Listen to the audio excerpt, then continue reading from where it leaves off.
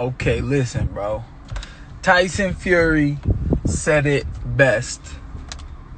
And I've been saying this shit since I was young. Me and the homies who started training together and had dreams of being MMA world champions. At a young age, we had those dreams because it's simple. If you can fight, you can fight. If you can't, you can't. Y'all start trying to make this shit all scientific and all these rules, and you gotta be focused on this, you gotta have clear head. No, bro, it's fighting. Stop overthinking this shit. I'm gonna go out here and I'm gonna hit you in the fucking face. I'm gonna bust your shit up and you're gonna fall over. And that's it. I'm gonna win and I'm gonna fucking hurt you. That's it. And I don't care. It's simple, bro.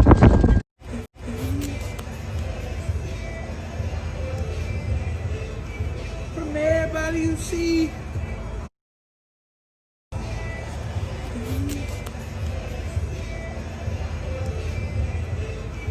From everybody you see. This is PMP. It's Young on them hoes, aka Mr. Make It Rain on them hoes, like, yeah. And everybody say, Mr. Rain Man, can we have a rainy day? Bring umbrella, Ella, hey.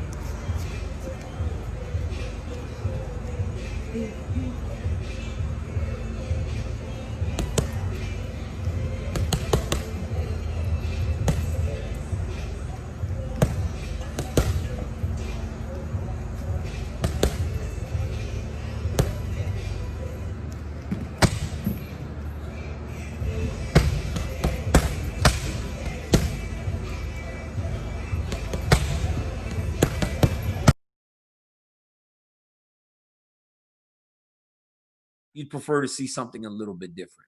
So you're saying you want to see him fight Conor? You know, that'd be good.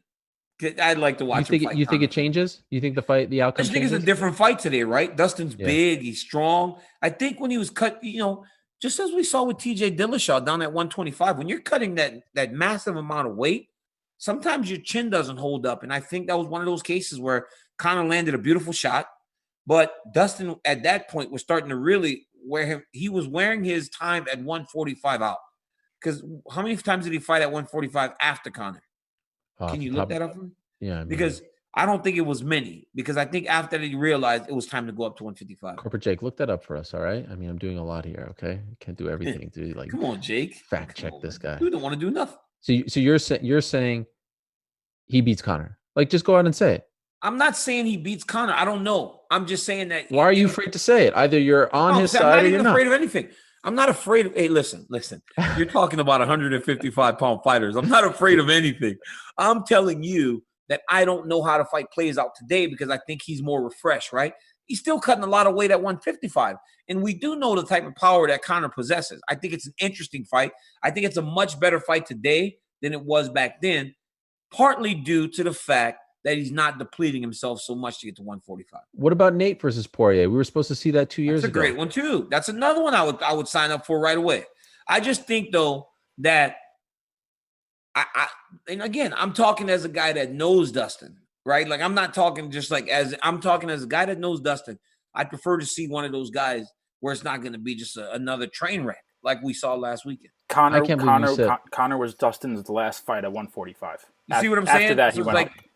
See what I'm saying, Ariel? So I think he understood after that one, like, I can't cut this weight and be effective anymore. Great guy. Does a lot of charity work and things like that. And it's awesome. I mean, he, for example, there was a feature on the UFC at the weekend about something he was involved with, some charity effort, and there was some kid, and it broke my heart. And Poirier, John Anik had to interview him for the piece, and Poirier broke down in tears as well. And when I watched it, I was doing my best. I was really fighting back the tears. Some kid at 6 years old, something like that, just out of the blue, developed this condition, and soon he couldn't, you know, he was in a wheelchair, and he just deteriorated really badly. And of course, eventually he sadly passed away. But his dying wish, his wish was for a fucking park for disabled kids. I'm fucking going to cry now talking about it. I didn't want to see when it came on because we watched it one time because the producers were like, you've got to see this so you have context. But then when it came on the air, I took my headphones out and I couldn't watch it again because it's so upsetting. And this kid, rather than wishing to go to Disneyland or meet his favorite movie star or whatever it was, his dying wish was a fucking park for disabled kids to be able to use, you know. So fucking I'm crying now. It's so fucking sad, you know. And Dustin made that happen. They went out there, the Good Fight Foundation, they create this beautiful park for young disabled children. I mean, just fucking what a beautiful thing, man. And it made me feel like an asshole. Here's me over my platform, never did anything like that, you know. And I wish I could, but there's Dustin. You're making me fucking look bad, and you're making me cry, you prick. You're a real piece of shit, Mike. I got to be honest with you. Real loser. What have you ever done for anybody but you and the other Bispings? Pat myself on the back constantly. Show off on Instagram. Look at his fucking trophy and championship belt in the back. Oh, what a scumbag. Dustin Poirier is out there building parks for disabled children. Think about where you're at in your life and where Dustin Poirier is at. You should shame. Shaming myself. You should be ashamed. What have you done for Clitheroe? What have you done for anybody? I think about it sometimes. I think, you know what? I want to build a martial arts center for kids to give them some kind of focus because that's what I had when I was a kid and it helped me. But then you buy a car. But then I remember that I'm in California and it's a long way. And I never go back. And we're on quarantine. I couldn't travel there if I wanted to. It's a whole to-do. It's a lot of work. I got things to do. I got podcasts. I'm going to take my son down to the hospital. I'm going to go Big Bear. I'm going to go Island.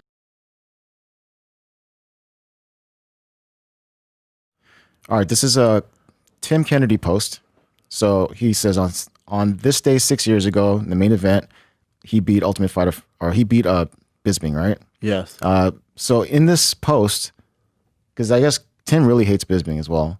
In this post, Chad Mendes wrote something also about Bisping being an asshole or something like that.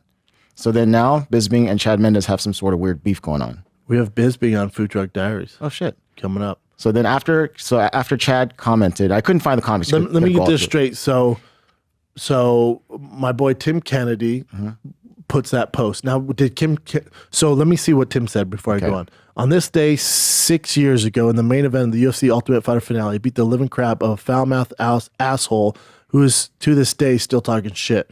I would care less except that he cheated in a fight against one of my friends, spit on another one of my friends, and then talks nonstop crap about the United States. So this dude has made it into my internal hall of douchebags. Wow. Okay. And so Chad Mendes put something like, what did he say? He just said that he was also a piece of shit, something like that. Okay. Right? So he goes right here. I did see Chad Mendes, the wee fucking shite. He fucking went in on Tim Kane's page and called me ignorant, disrespectful, and all this type of stuff. Yeah. So then Bisping messaged Mendes this. You little steroid cheating fuck. Don't be sorry because your career amounted to nothing. Ignorant and disrespectful. What? Like disrespecting the sport by taking steroids, by dishonoring yourself and your opponent in a sport that someone could die? Shame on you, you little dipshit. Hard in the paint. Bisping's never shy of words. And then that's Mendes' response. Hey, Michael Bisping, let's get some shit straight here. When I let you sought to suspend me, it was for a banned peptide under their rules, not steroid, just to put some shit into perspective. For morons like you, too much caffeine in your system is violation under USADA rules. That entire system is the biggest crock of shit ever implemented in the UFC. Agree.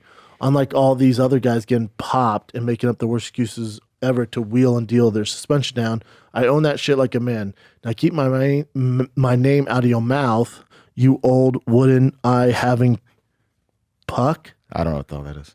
Suing fuck. Yeah. Before I snatch your soul like my boy Dan Henderson did. And they posted that picture. Yep. That stuff. Yeah. That's also Dan Henderson's logo. Yeah, I know. I mean, listen, and that's the last thing I think I saw. Is that it? Yeah. Haha, this is awesome. You know what you have in common with every other cheater cunt? You're also a lying cunt. Also, no one admits to being a bitch. Yeah, listen. If you're gonna go war with words with Bisping, he never ever backs down. All started, people. There, right there. We're going in now. to the tank. There's got to be the most old school gym in the world. This is where I became the British and Commonwealth champion and ranked number 5 in the world. Right here in my Uncle Hugh's gym in Skirton in Lancaster. There's me and Phil up there fighting our way out the clouds. Unbelievable how time flies. To think where it all lead and where it all ended up. Amazing. Good afternoon, everybody. I've just finished 12 rounds of boxing today. Feeling absolutely fantastic. Went down memory lane. It was absolutely beautiful to go back there. There's me and old Bob Arum there. Get up there, Bob.